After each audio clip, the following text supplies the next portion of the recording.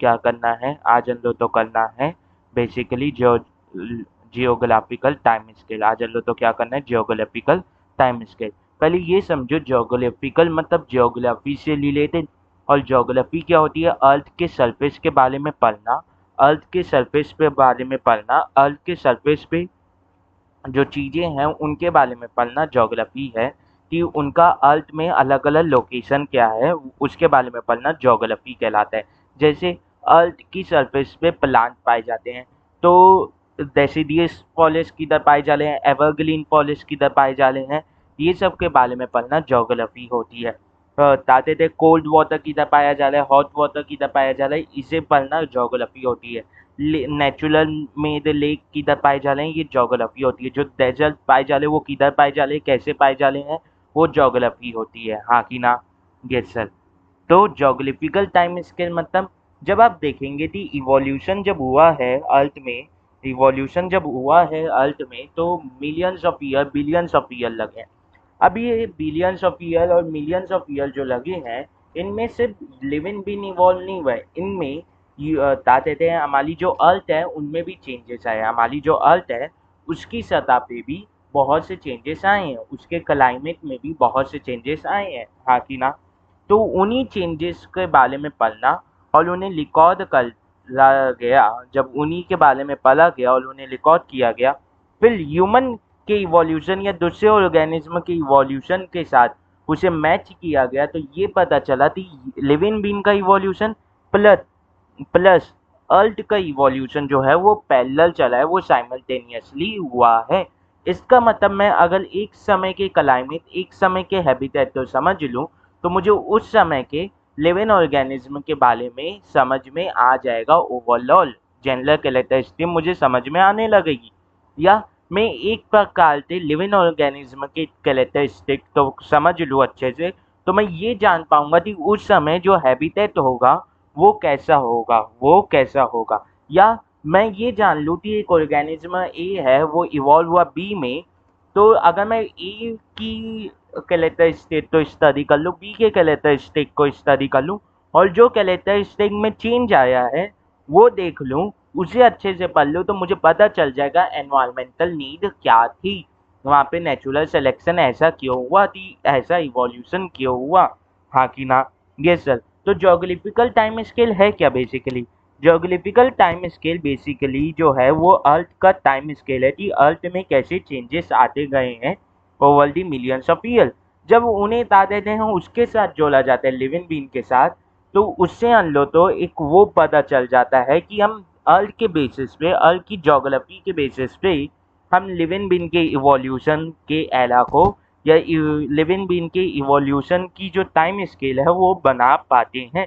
उसी को बोला जाता है ज्योग्राफिकल टाइम स्केल। उसी को क्या बोला जाता है? Geographical time scale. तो ज्योग्राफिकल टाइम स्केल में जो चीज़ें हैं वो एरा में बटी हुई हैं। चीज़ें जो हैं, जो टाइम है, वो प्राइमरीली 6 एरा में बता हुआ है, और वो 6 एरा हैं क्या? पहला एरा होता है एजोइक, फिर होता है आर्कियोजोइक, फिर होता है प्लेटेलोजोइक, फिर होता है पैलियोजोइक, फिर मीजोजोइक और फिर सीनोजोइक। हाँ कि ना?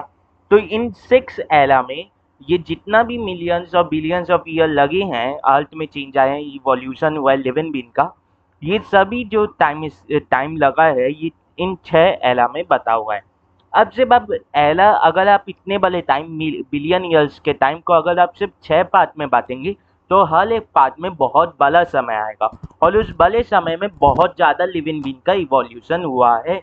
इसीलिए आपको एरा को और छोटे भागों में बांटना पड़ा। हाँ कि ना? तो एक एरा में मल्टीपल क्या लेते हैं, पीरियड लेते हैं, और एक पीरियड में मल्टीपल क्या लेते हैं, इपॉक लेते हैं। एक पीरियड में क्या लेते हैं, मल्टीपल इपॉक लेते हैं। हाँ कि ना?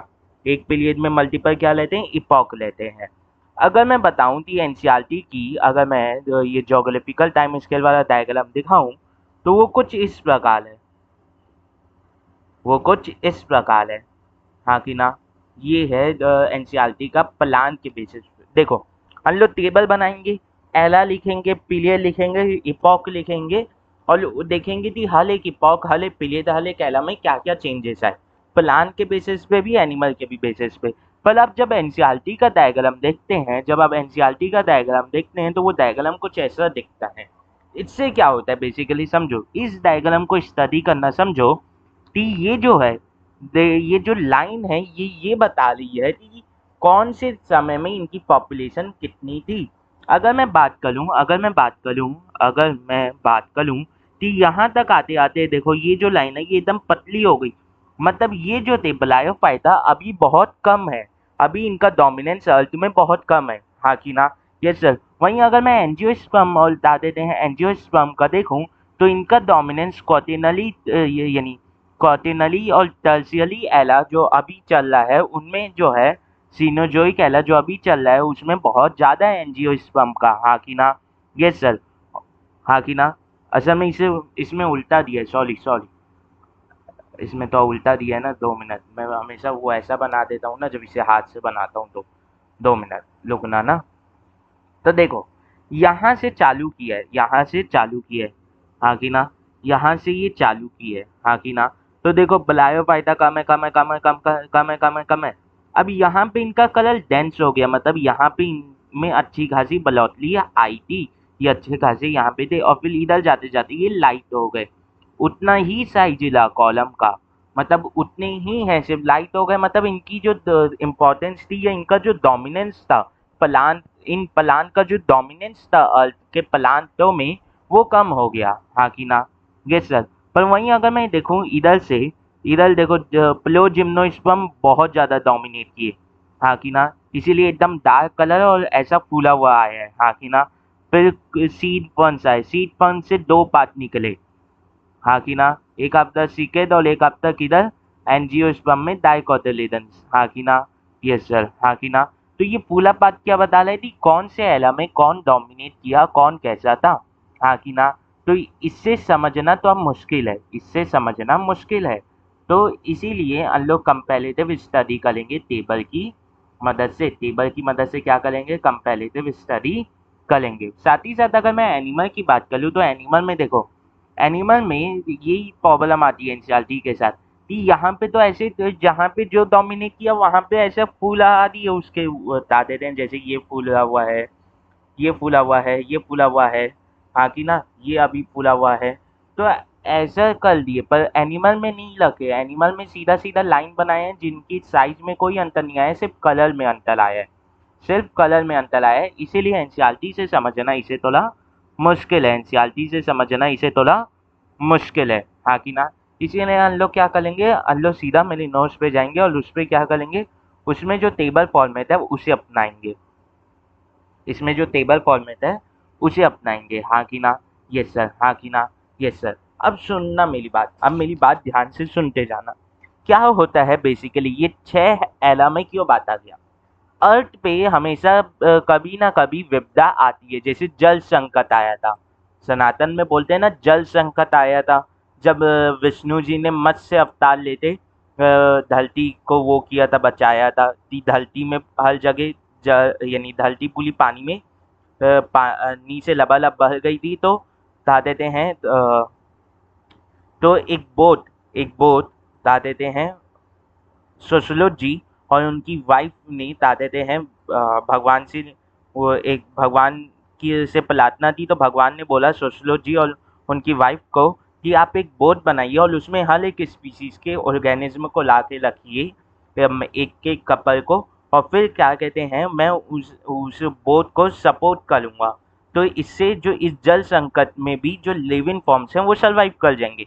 तो ऐसी जल संकट की जो हैं अवशेष साइंस को भी मिले हैं कि ऐसे जल संकट या ऐसी कैलामिटीज, ऐसी कैटेस्ट्रोफीज जो अर्थ में 5 बार आई हैं, और जब भी ये कैलामिटीज या कैटेस्ट्रोफी आई है तो बहुत ज़्यादा लिविंग फॉर्म का, बहुत ज़्यादा लिविंग ऑर्गेनिज्म का लॉस हुआ है, बहुत ज़्यादा लिविंग ऑर्गेनिज्म का लॉस हुआ है, हाँ कि ना। इसीलिए बोलते हैं कि 5 बार मास एक्सटेंशन हुआ है, मतलब 5 बार बहुत ज़्यादा स्केल पे लाइफ फॉर्म का लॉस हुआ है, हाँ कि ना। तो अगर जियोग्राफिकल टाइम स्केल पे देखें तो ये बात लिख लेना कि अर्थ पे अभी तक 5 बार मास एक्सटेंशन हो चुके हैं, 5 बार मास एक्सटेंशन हो चुके हैं, हाँ कि ना। तो ये माना जाता है हर एक मास एक्सटेंशन के बाद जो है दूसरा एला चालू होता है। जैसे कलयुग में क्या बोलते हैं, कलयुग जब खत्म होगा, कलयुग जब खत्म होगा तो पूरी धरती एबर साफ होगी, पूरे ताते नेचुरल कैलेमिटीज आएंगी, जो वोल्केनो है वो सब पूतेंगे, पूरी धरती ताते सागर में समा जाएगी, और फिर एक नए एला का सतयुग का फिर से चालू होगा, सतयुग का फिर से चालू होगा चक्र। हाँ कि ना? यस सर, हाँ कि ना? यस सर, समझ में आया? सतयुग का फिर से चक्र चालू होगा, हाँ कि ना? Yes sir. तो जैसे सुश्रुत जी को विष्णु जी ने बोला कि मैं अपने मत्स्य अवतार में सपोर्ट करूंगा उस बोट को, तैराऊंगा उस बोट को, खींचने के लिए बोट तो जितने भी लाइफ फॉर्म्स है वो सर्वाइव कर जाए, वैसी साइंस को भी बहुत, जो वेस्टर्न साइंस है उसे भी ताकते हैं 5 बार मास एक्सटिंक्शन के अवशेष मिले हैं। इसीलिए हर एक मास एक्सटिंक्शन के बाद एक नया एरा चालू हो जाता है। इसीलिए यहाँ पे 6 एरा बनाए गए हैं कि यहाँ पे एक मास एक्सटेंशन हुआ, एक दूसरा मास एक्सटेंशन इधर, तीसरा इधर, फोर्थ इधर, फिफ्थ इधर। अगर 6th मास एक्सटेंशन होता है तो उसके बाद कौन सा एला आ जाएगा, 7th एला चालू कर दिया जाएगा, हाँ कि ना? अब देखो 6 एक्सटेंशन के बाद ह्यूमन जीवित रहता है कि नहीं, हाँ कि ना? यस सर, हाँ कि ना? Yes sir. तो पहले है ना बता देते हैं, ये समझ लो MYA जो इतना भी यहाँ पे लिखा है ना उसका मतलब होता है मिलियन ईयर अगो। तो अगर मैं बात करूँ एरा एजोइक एरा की बात करूँ तो इसकी टाइम स्केल क्या थी, 4500 से 3500 मिलियन ईयर्स अगो, मतलब 4.5 to 3.5 बिलियन ईयर्स अगो, हाँ कि ना? या 4,500 to 3,500 मिलियन ईयर्स अगो, हाँ कि ना? तो इस समय क्या हुआ, इस समय अगर एनिमल और प्लांट दोनों के एस्पेक्ट में बात कर लूँ तो इस समय कोई लाइफ नहीं थी, यहाँ पे कोई लाइफ नहीं थी, नो लाइफ। इस समय केमिकल इवोल्यूशन हो रहा था, हाँ कि ना? फिर मैं आर्कियोजोइक एरा की बात कर लूँ तो ये 3,500 से 2,500 मिलियन ईयर्स अगो तक चला है, और इस समय प्रोकैरियोट जैसे ऑर्गेनिज्म का डेवलपमेंट हो गया था, ये एग्जिस्टेंस में आ गए थे, हाँ कि ना? क्योंकि इस समय बायोलॉजिकल इवोल्यूशन बिगेन हो गया था। प्रोकैरियोट्स में कौन कौन आया था, जैसे आपका साइनोबैक्टीरिया या उसके जैसे ऑर्गेनिज्म आ गए थे, मतलब ऑर्थोट्रोपिक ऑर्गेनिज्म दिखने लगे थे।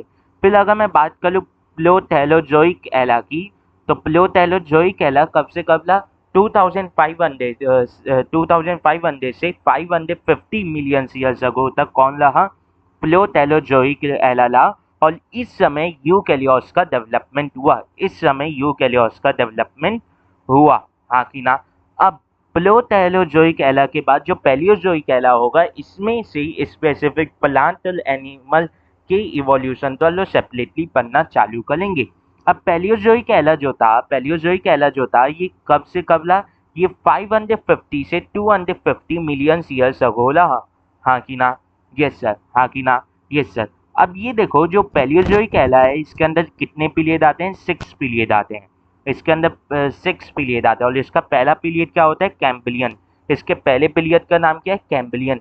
इसीलिए ये जो 3 एरा हैं ये किससे पहले आले, कैम्ब्रियन एरा से पहले आले हैं, यानी कैम्ब्रियन पीरियड से पहले आले हैं, कैम्ब्रियन पीरियड से पहले आले हैं। इसीलिए इन्हें प्री कैम्ब्रियन एरा भी बोल दिया जाता है, इसीलिए इन्हें प्री कैम्ब्रियन एरा भी बोल दिया जाता है, हाँ कि ना?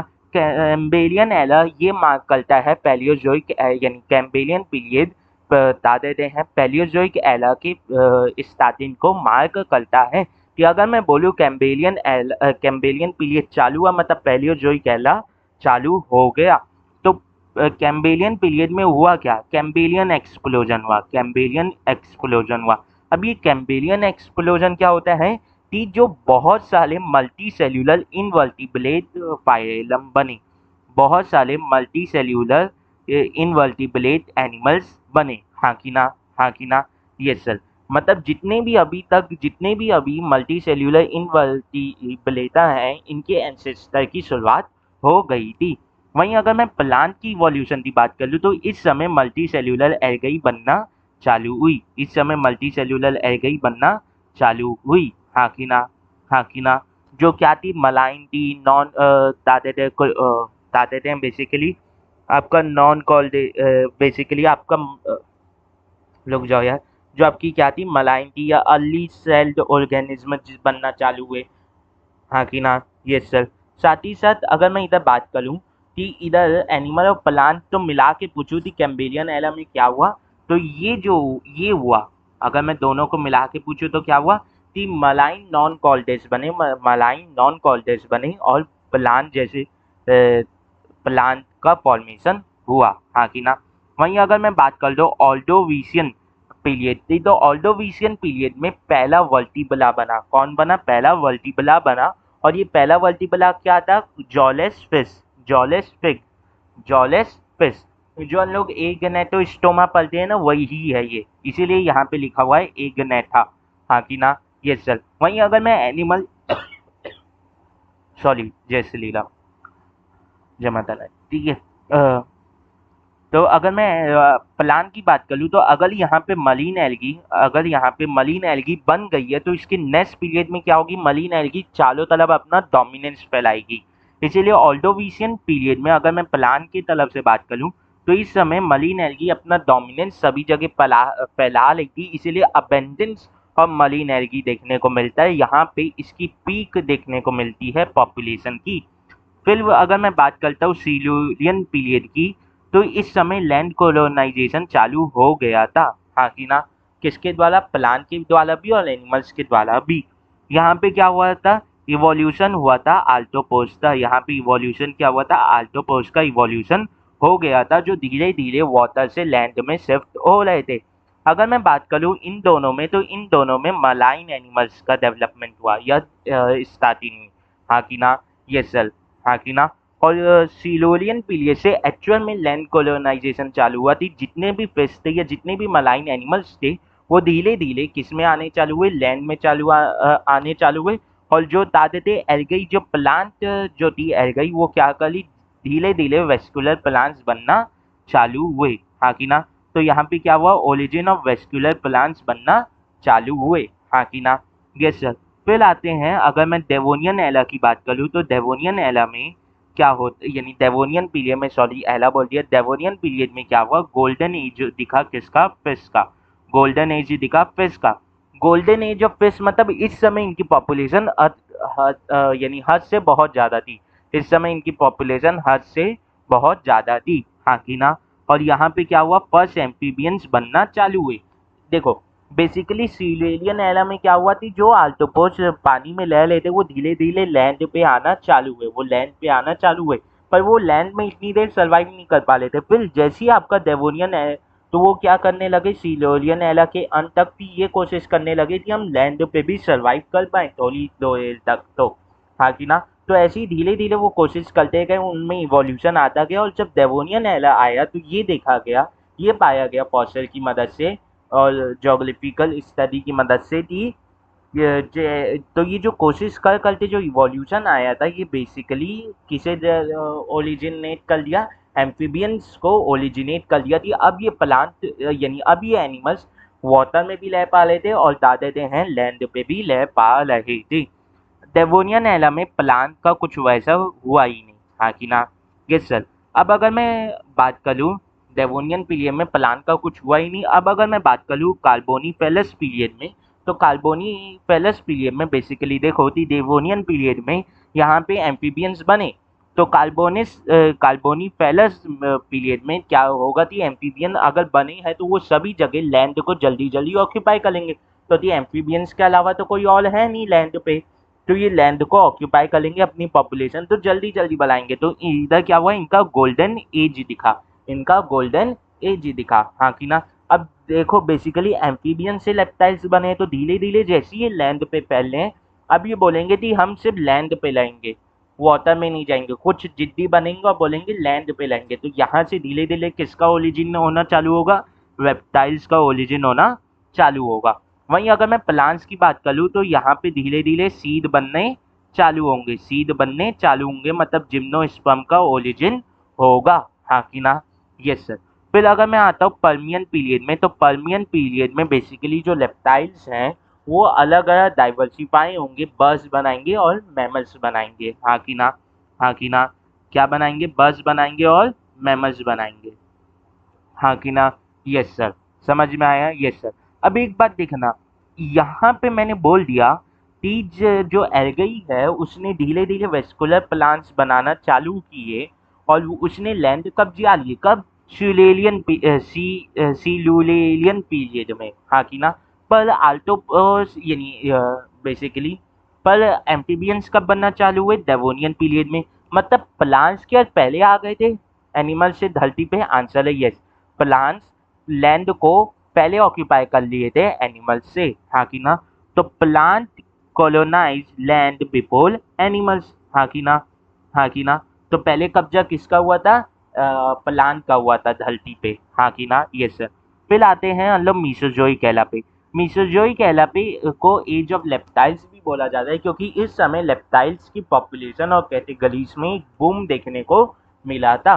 क्योंकि इससे जस्ट पहले पर्मियन पीरियड में क्या हो रहा था, पर्मियन पीरियड में लेप्टाइल्स अपने आप को इवॉल्व करना चालू कर लेते, इवॉल्व करना चालू कर लेते। तो जब अगर किसी पीरियड या किसी एरा के अंत में कोई अपने आप को इवॉल्व करना चालू होगा, तो उसका रिजल्ट अगले पीरियड या अगले एरा के शुरुआती पीरियड में दिखेगा, उसका रिजल्ट अगले पीरियड या अगले एरा के शुरुआती पीरियड में दिखेगा, हाँ कि ना, यस सर, हाँ कि ना, यस सर। तो मीसोजोइक एरा जो आपका 250 से 65 मिलियन ईयर अगो तक है, लिखा जाता है। इसमें कितने पीरियड है, इसमें 3 पीरियड है। पहला है तलायसिक, दूसरा है जुरासिक और तीसरा है क्लीटेशियस, तीसरा है क्लीटेशियस। तो अगर मैं बात करूँ तलायसिक पीरियड की, तो तलायसिक पीरियड में डायनासोर का क्या होने लगा, ओरिजिन होने लगा, डायनासोर का ओरिजिन होने लगा। और इस समय फर्स्ट मैमल बनना चालू हुए, जिन्हें हम प्लोटोथेलियंस बोलते हैं, जिन्हें हम प्लोटोथेलियंस बोलते हैं, हाँ कि ना। प्लांट इवोल्यूशन में इतना कुछ सिग्निफिकेंट नहीं हुआ। वहीं अगर मैं जुरासिक पीरियड में आऊँ, तो तलायसिक पीरियड में अगर डायनासोर बनना चालू हुए, उनका ओरिजिन हुआ, तो जुरासिक पीरियड में क्या होगा, इनका बेसिकली गोल्डन एज दिखेगा। तो इनका क्या दिखा, गोल्डन एज दिखा, किसका, डायनासोर का, किसका दिखा, गोल्डन एज, डायनासोर का। साथ ही साथ यहाँ पे मार्सुपियल मैमल्स का भी ओरिजिन होना चालू हुआ, यहाँ पे मार्सुपियल मैमल्स का ओरिजिन होना चालू हुआ। और ओरिजिन हुआ प्रिमिटिव टूथेड बर्ड जैसे आर्कियोप्टेरिक्स जैसे ऑर्गेनिज्म का या बर्ड्स का ओरिजिन यहीं पे हुआ, किधर, जुरासिक पीरियड में। ये क्या है, एनिमल इवोल्यूशन, हाँ कि ना, ये चल। और अगर प्लांट इवोल्यूशन में देखूँ, तो प्लांट इवोल्यूशन में क्या होगा कि यहाँ पे आपको देखने को मिलेगा जिम्नोस्पर्म का गोल्डन एज, कि इस समय धरती पे बहुत ज़्यादा पॉपुलेशन थी जिम्नोस्पर्म की और ये डोमिनेट कर रहे थे, हाँ कि ना, यस सर। फिर आते हैं, अगर मैं क्लिटेशियस पीरियड की बात करूँ, तो क्लिटेशियस पीरियड में एनिमल इवोल्यूशन में क्या हुआ कि एक्सटिंक्शन हो गया डायनासोर का और प्रिमिटिव बर्ड्स का। प्रिमिटिव बर्ड्स मतलब जैसे आपके आर्कियोप्टेरिक्स और डायनासोर का क्या हो गया, एक्सटेंशन हो गया। और इस समय एक्चुअल में आपके यूथ एलियंस बनने चालू हुए। जब इससे पहले क्या बनना चालू हुए थे, प्लोथ एलियंस बनना चालू हुए थे। अब असल में क्या बनना चालू हुए, यूथ एलियंस बनना चालू हुए, मतलब ट्रू प्लेसेंटल मैमल बनना चालू हुए, हाँ कि ना। और यहाँ पे मॉडर्न बर्ड का ओरिजिन हुआ। अगर प्रिमिटिव बर्ड मर गई, तो यहाँ पे किसका ओरिजिन होना चालू हुआ, मॉडर्न बर्ड का ओरिजिन होना चालू हुआ। और क्लिटेशियस पीरियड में ही आपको क्या देखने को मिला, गोल्डन एज ऑफ जिम्नोस्पर्म देखने को मिला, गोल्डन एज ऑफ जिम्नोस्पर्म देखने को, यानी गोल्डन एज ऑफ एंजियोस्पर्म देखने को मिला। आपको क्या देखने को मिला, गोल्डन एज ऑफ एंजियोस्पर्म देखने को मिला, हाँ कि ना, यस सर। फिर आता है सीनोजोइक एरा, जो 65 मिलियन ईयर अगो से प्रेजेंट तक चल रहा है, जो 65 मिलियन ईयर अगो से प्रेजेंट तक चल रहा है। इसमें कितने पीरियड हैं, इसमें 2 पीरियड है। इसमें कितने पीरियड हैं, इसमें बेसिकली 2 पीरियड हैं, हाँ कि ना। इसमें कितने पीरियड है, 2 पीरियड हैं। पहला पीरियड हो जाता है टर्शियरी पीरियड और दूसरा पीरियड हो जाता है क्वार्टिनरी पीरियड। टर्शियरी पीरियड जो है ये 65 मिलियन ईयर अगो से 1.5 मिलियन ईयर अगो तक चला है। और इसमें 5 इपॉक आते हैं। पहला इपॉक जो इसमें आता है वो होता है पैलियोसीन। पैलियोसीन में क्या हुआ थी, जो बर्ड्स थे, मैमल्स थे और इंसेक्ट्स थे, ये बहुत ही ज़्यादा अपने आप को डाइवर्सिफाई करने लगे, बहुत ज़्यादा अपने में इवोल्यूशन लाने लगे। पर प्लांट में इतना कुछ सिग्निफिकेंट नहीं हुआ। वहीं अगर मैं यूसिन इपॉक की बात करूँ, जो पैलियोसीन के बाद आ रहा है, इसमें क्या हुआ, इसमें आपके इवोल्यूशन हुआ हॉर्स का। यहाँ पे आपके हॉर्स का इवोल्यूशन होना चालू हुआ, यहाँ पे आपके हॉर्स का इवोल्यूशन होना हुआ। पर वहीं अगर मैं प्लांट में बात करूँ तो यहाँ पे आपका ग्लासेस का ओरिजिन हुआ, ग्लासेस का ओरिजिन हुआ। फिर अगर मैं ओलिगोसिन इपॉक की बात करूँ तो इसमें एनिमल में क्या हुआ थी, ओरिजिन हुआ मॉडर्न मैमल्स का जैसे प्लीमाता, ओरिजिन हुआ मॉडर्न मैमल्स का जैसे प्लीमाता। प्लांट में ऐसा कुछ सिग्निफिकेंट नहीं हुआ। फिर आते हैं मियोसिन इपॉक पे। मियोसिन इपॉक में आपको देखा गया गोल्डन एज ऑफ मैमल्स। क्या देखा गया, गोल्डन एज ऑफ मैमल्स देखा गया। और earliest dilate ancestors of human देखने को मिले। जो earliest dilate ancestor of human किधर देखने को मिले, मियोसिन इपॉक में देखने को मिले। और प्लांट में ऐसा कुछ सिग्निफिकेंट नहीं पढ़ना लो तो, हाँ कि ना। फिर आते हैं पिलियोसिन इपॉक में। पिलियोसिन इपॉक में आपको बाइपेडल जैसे ह्यूमन एंसेस्टर देखने को मिले। बाइपेडल ह्यूमन एंसेस्टर मतलब कौन सी ह्यूमन एंसेस्टर, तो सोच के बताओ कौन सी ह्यूमन एंसेस्टर देखने को मिले। बाइपेडल ह्यूमन एंसेस्टर आपको देखने को मिले तो कौन सी ह्यूमन एंसेस्टर देखने को मिले, सोच के बताओ थोड़ा। तो आंसर होगा आपको ऑस्ट्रेलोपैथिकस देखने को मिले। आपको कौन देखने को मिले, ऑस्ट्रेलोपैथिकस देखने को मिले, हाँ कि ना। Yes sir. और अगर मैं एनिमल्स की बात यानी प्लांट्स की बात करूँ तो यहाँ पे हर्ब्स का ओरिजिन हुआ। अब आते हैं क्वाटेनरी किस पे, क्वाटेनरी पीरियड पे। क्वाटेनरी पीरियड जो 1.5 यानी 1.8 मिलियन ईयर अगो चालू हुआ था और अभी भी चल ही रहा है। इसमें दो इपॉक आते हैं। पहला जो होता है प्लेस्टोसीन इपॉक। इसमें आपको जो हम लोग आइस एज के बारे में पढ़ते हैं वो इस समय हुआ, प्लस इस समय आपके जो जीनस होमो का ओरिजिन हुआ। मतलब यहाँ पे होमो हैबिलिस, होमो इलेक्टस आना चालू हुए। होमो हैबिलिस किधर दिखा आपको या किधर ओरिजिन हुआ, प्लेस्टोसीन इपॉक में ओरिजिन हुआ। फिर आते हैं होलोसीन इपॉक में। होलोसीन इपॉक में बेसिकली आपका मॉडर्न मैन का एज दिख रहा है। होलियोसीन इपॉक अभी भी चल रहा है, हाँ कि ना। Yes sir. तो देखो जोग्राफिकल टाइम स्केल में बस इतना ही था। अगर हम लोग एनसीईआरटी में पढ़ते ना तो बहुत ज़्यादा प्रॉब्लम आती। तो इसे तुम लोग क्या करना, वीडियो को पॉज कर करते एक एक बार पूरा बना लेना टेबल, ठीक है। तो मैं साफ कर देता हूँ पूरा, है ना, मैं साफ कर देता हूँ एक बार इसे। हम्म,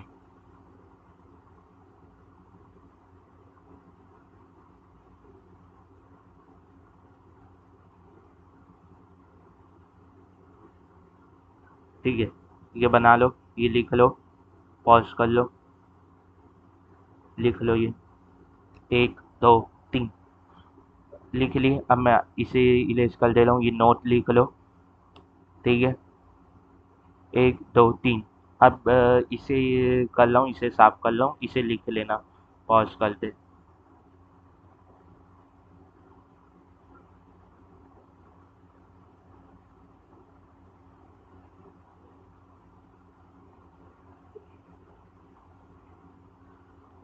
लिख लो, लिख लो, 1 2 3, ठीक है, पॉज करते लिख लिए। आगे बढ़ते हैं। अब इसे साफ कर रहा हूँ, इसे लिख लेना, ठीक है। ये ऊपर वाले का ही है भाग, ठीक है, ये इसी का भाग है। हो गया, लिख लिए 1 2 3, हो गया ना। अब ये नोट लिख लो, अब ये नोट लिख लो 1 2 3, ठीक है, हो गया। अब ये मीसोजोई कैला लिख लेना, अब ये मीसोजोई कैला लिख लेना। तम तम तम तम तम तम तम तम तम तम तम तम तम। जय माता रानी। यार आज खांसी बहुत आ रही है, ठीक है। 1 2 3 लिख लिए, ठीक है। आगे बढ़ते हैं। अब ये लिखना सीनोजोई कैला लिख लेना, मैं बता दे रहा हूँ।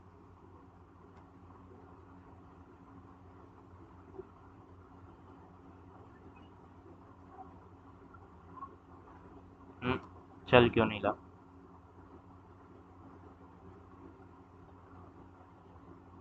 ठीक है, लिख लो 1 2 3 लिख लिए। आगे बढ़ते हैं, ये आखिरी लिख लो सीनोजोई कैला के अंदर।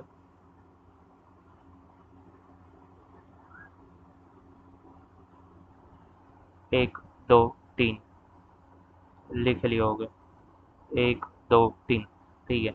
तो लिख लिया हो गया। तो करना है basically belief account of evolution. अब हम लोग तो क्या करना है, बिलीफ अकाउंट ऑफ इवोल्यूशन।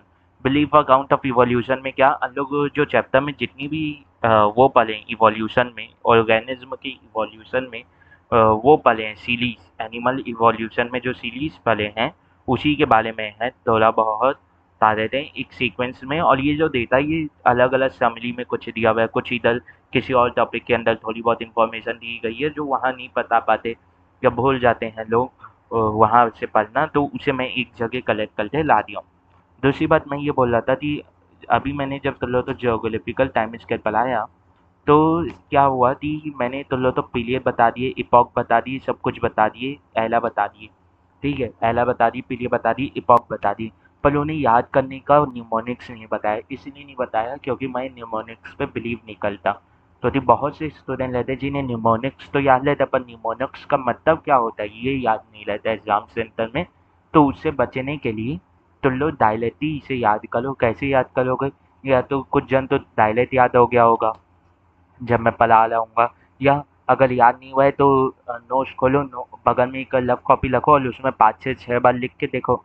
5 से 6 बार लिख के देखो, 5 से 6 बार लिख लोगे फिर उसके बाद एक पेपर लेना, कॉपी बंद करना अपनी, वो बंद करना और उसमें लिख के देखना, रिकॉल करते लिख के देखने की कोशिश करना। अगर सही हो गया तो उसी पेपर तो दीवार में चिपका लेना, अगर गलत हुआ तो कॉपी से देख के एक पेपर में लिखना और उसी दीवार में चिपका लेना जहाँ पढ़ते हो। हफ्ते में एक बार ये आते जाते देख लेना, याद हो जाएगा, सिंपल सी बात है, ठीक है। तो चालू करते belief account of evolution. Belief account of evolution में पहला पॉइंट ये बोला है कि देखो बेसिकली क्या है बिलीफ अकाउंट ऑफ इवोल्यूशन में, कि about 2000 million year ago first cellular life form जो थी वो अर्थ में बनी थी। तो कितने साल पहले फर्स्ट लाइफ फॉर्म बनी थी, सेल्यूलर लाइफ फॉर्म? तो आंसर है 2000 मिलियन ईयर अगो। फिर अगर मैं बात कर लूँ थी 500 मिलियन ईयर अगो कौन आया था, तो आंसर है इनवर्टिब्रे। आंसर है इनवर्टिब्रे बने थे और एक्टिव हो गए थे, हाँ कि ना। तो फर्स्ट सेल्यूलर लाइफ फॉर्म बनने थे कितनी बाद आए बताते थे हैं इनवर्टिब्रे, तो आंसर है अराउंड अराउंड 1500 मिलियन ईयर बाद, अराउंड 1500 मिलियन ईयर बाद, हाँ कि ना। Yes sir. फिर अगर मैं बोलूँ थी 350 मिलियन ईयर अगो अराउंड आपके जॉलेस्फिस जिन्हें हम एग्नेथोस्टोमा बोलते हैं वो इवॉल्व हो गए थे, जिन्हें हम एग्नेथोस्टोमा बोलते हैं वो इवॉल्व हो गए थे।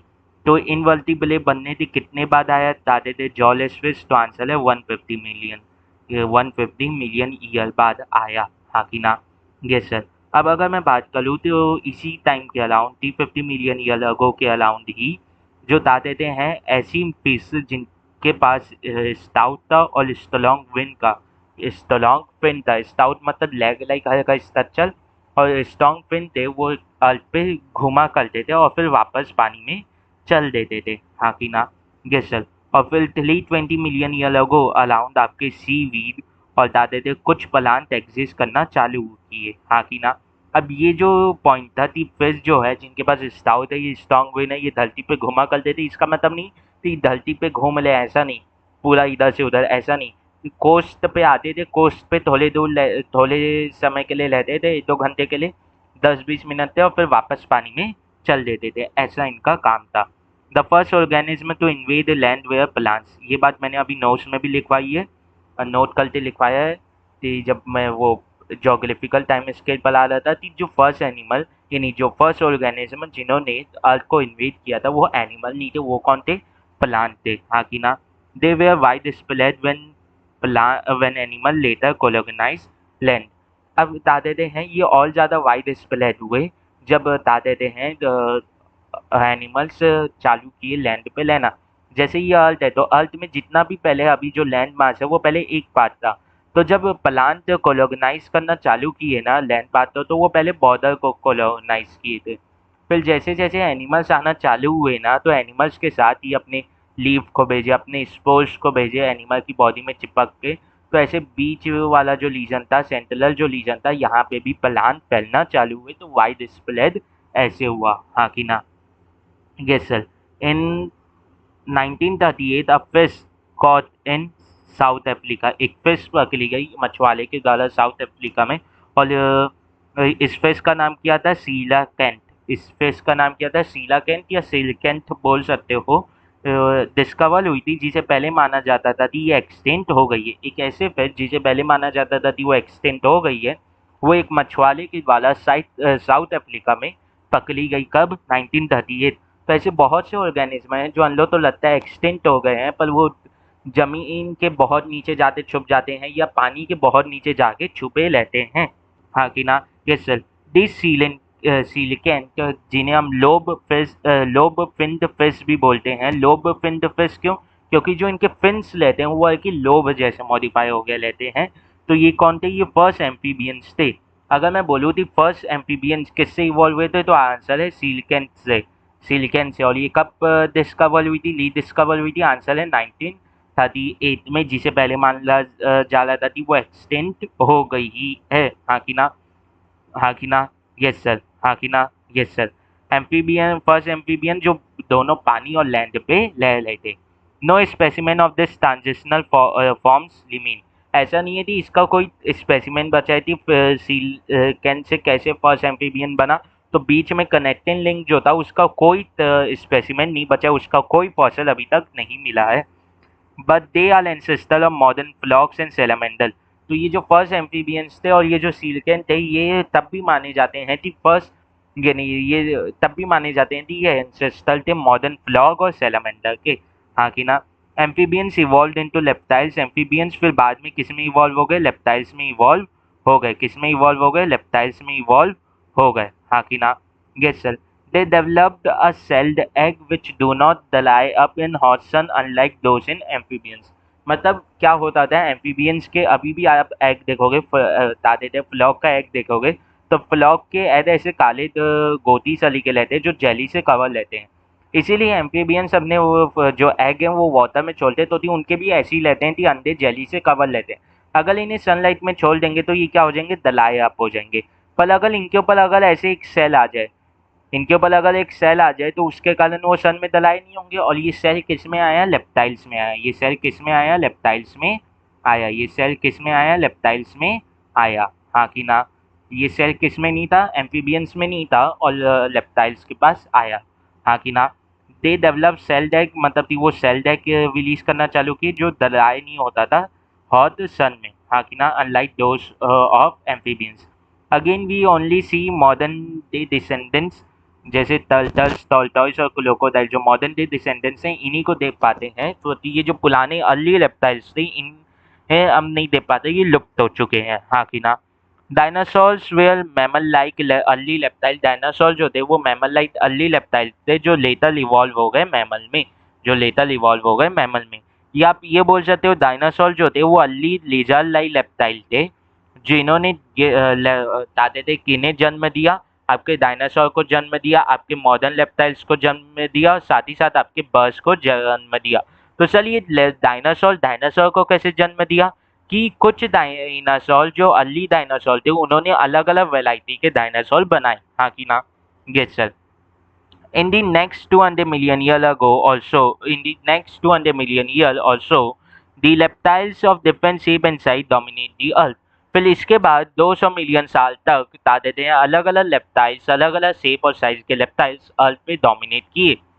Plant forms like Telidophyta were present, but they all fall to form coal deposit globally।